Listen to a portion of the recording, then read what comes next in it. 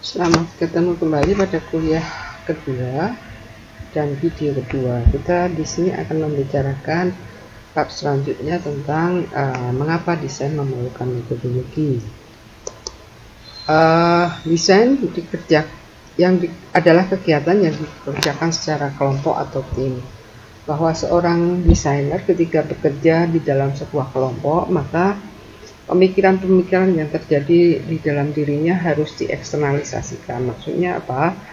Adalah bagaimana semua pemikiran itu bisa dikomunikasikan dengan teman-teman satu timnya agar ada dialog untuk menyampaikan idenya atau menyampaikan pendapatnya tentang apa yang diperlukan di dalam desain tersebut. Oleh karena itu di sini di dalam tim desain itu biasanya tercakup bagian produksi, bahkan termasuk juga pemakai yang akan menggunakan desain tersebut.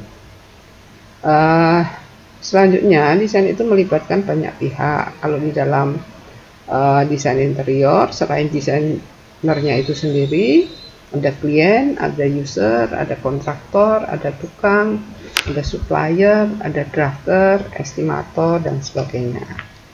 Kemudian selanjutnya, desain itu perlu dikomunikasikan dengan pihak-pihak yang terlihat di dalam banyak wujud desain. Makanya banyak alat komunikasi untuk desain itu. Apakah itu gambar kerja, apakah itu sketsa, apakah itu maket, apakah itu sekedar sketsa kasar.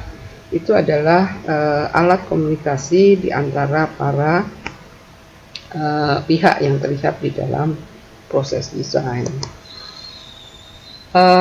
Apakah eksternalisasi pemikiran? Eksternalisasi pemikiran itu adalah pikiran-pikiran apa yang ada di dalam pihak-pihak yang terlihat di dalam desain itu dikeluarkan dan dikomunikasikan dengan pihak lain.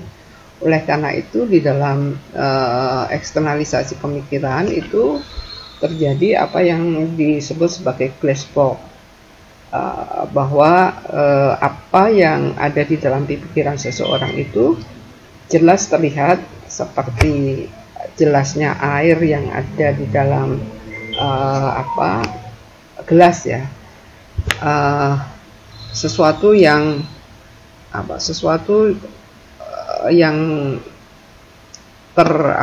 terucap atau terkomunikasikan dengan baik. Sementara black box itu adalah tidak jelas, buram, bahkan hitam, sesuatu yang tidak kelihatan, sesuatu yang imajinatif dan sebagainya. Jadi ini fenomena di dalam desain itu biasanya disebut sebagai glass box dan juga black box. Alasan lain kenapa perlu eksternalisasi pemikiran adalah karena dengan eksternalisasi pemikiran itu ada banyak hal yang bisa dikerjakan, misalnya otomatisasi perancangan itu bisa dilakukan, kemudian mempercepat pada proses desain yang dapat diwakili oleh model atau proses matematis. Selanjutnya ini masih terkait dengan eksternalisasi pemikiran. Di dalam desain itu Anda sering menjumpai diagram-diagram ataupun tabel-tabel yang semua tadi dimaksudkan tadi untuk mengkomunikasikan satu pihak dengan pihak yang lain sehingga apa yang dimaksudkan itu jelas. Jadi memang banyak sekali dipakai visual thinking atau hal-hal pemikiran yang divisualisasikan. Oleh karena itu tadi banyak blok, banyak diagram, banyak gambar-gambar yang dipakai untuk mengkomunikasikan. Metode adalah suatu alat untuk memberikan kepada perancang suatu perseptual span tentang persepsi. Perseptual span itu tentang persepsi yang lebar. Persepsi adalah tanggapan atau penerimaan langsung dari satu atau serapan. Jadi dengan metode ini diharapkan masing-masing pihak bisa mempunyai lapang pandang yang luas. Selanjutnya, berpikir dalam desain adalah kegiatan yang complicated. Jadi ini adalah alasan ketiga kenapa desain memerlukan metodologi. Dapat dikatakan metode desain adalah alat navigasi dan peta yang dapat dipakai untuk memplot perjalanan sehingga seseorang itu dapat mengendalikan ke arah mana ia harus pergi. Jadi ketika mendesain kita itu memerlukan peta jalan. Nah, peta jalan itu adalah metode desain tadi. Tujuan utama adalah Anda bisa mengenali hal-hal yang penting yang dapat dipakai untuk mengarahkan perjalanan Anda. Seperti halnya ketika Anda memakai peta, Anda mengenali ada belokan, ada landmark, ada harus menyeberang sungai dan sebagainya. Itulah tanda-tanda yang dapat dipakai oleh seseorang untuk menuju ke tempat tertentu. Dan demikian juga dengan metode desain ini adalah mengumpulkan tanda-tanda sebanyak mungkin agar Anda bisa cepat sampai pada tujuannya. Merancang dapat merupakan suatu yang langsung jadi apabila desainer tidak lagi tergantung pada informasi lain untuk mencapai tujuannya. Jadi seperti halnya desainer yang sudah mapan, sudah praktek bertahun-tahun dengan spesialisasi tertentu, maka ketika dia diminta untuk merancang rumah tinggal seseorang, dia dengan cepat akan bisa menghasilkan tanpa harus melakukan riset yang berkepanjangan. Ini beda dengan Anda yang masih belajar. Ketika Anda diminta untuk merancang sebuah interior, Anda harus melakukan riset dulu karena memang pengetahuan atau informasi yang Anda punyai mungkin belum lengkap. Konsep yang dihadapi oleh setiap desainer itu tidak sama. Jadi ketika seseorang itu menjadi desainer, pada setiap proyek dia menghadapi hal-hal atau situasi-situasi yang berbeda sehingga dia perlu sesuatu metode ini agar bisa mengarahkan tadi ya. Selanjutnya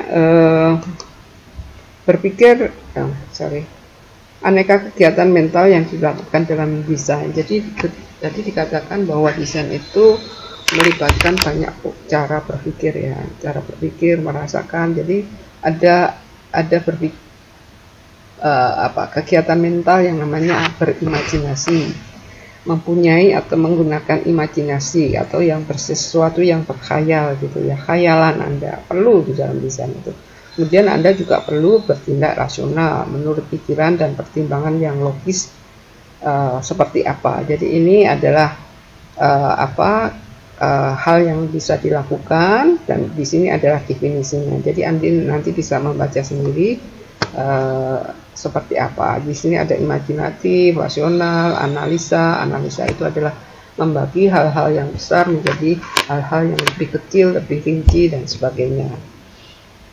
Nah, selanjutnya juga selain sintesa tadi ada selain analisis ada sintesis atau sintesa, yaitu memadukan yang tadi sudah dibagi-bagi, sudah dipecah-pecah kemudian dijadikan menjadi satu.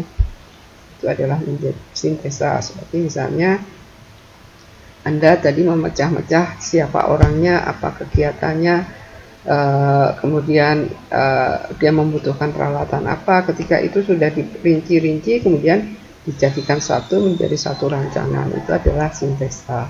Kemudian mengevaluasi adalah menilai sesuatu, dalam hal ini adalah desain Anda dengan satu ukuran tertentu, apakah itu dalam biayanya murah atau mahal, itu indah atau tidak, atau efektif atau tidak, atau awet atau tidak bahannya dan sebagainya. Jadi evaluasi selalu dilakukan dalam desain kaitannya dengan satu ukuran tertentu.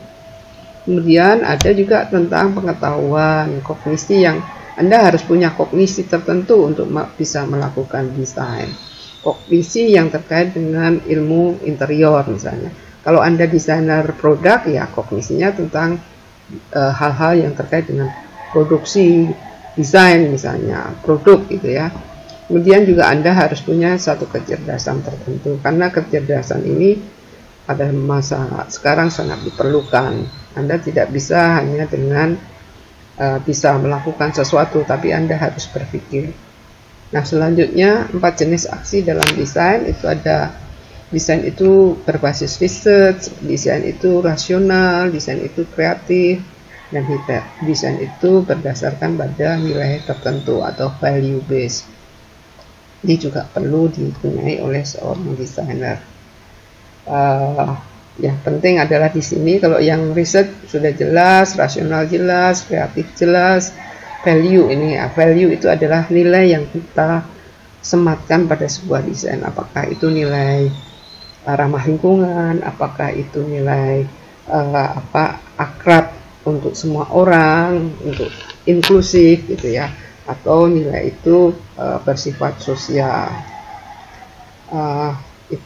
Selanjutnya desain itu berpikir dalam desain itu sebagai kegiatan yang iteratif. Iteratif itu dalam arti bahasa Indonesia ada perulangan-perulangan. Jadi desain itu tidak pernah sekali jadi gitu ya, tapi selalu setelah analisis dilihat lagi benar nggak ini yang sudah saya kumpulkan datanya. Setelah analisis masuk ke sintesis kita sudah melakukan sintesis, kita cek lagi pada hasil analisa. Demikian juga seterusnya ya. Jadi semua itu selalu harus dicek ke belakang atau sifat iteratif ini. Ini adalah salah satu juga sifat unggul dari berpikir desain itu ya. Demikian mungkin yang bisa saya sampaikan untuk video kedua dari kuliah kedua metodologi desain. Terima kasih.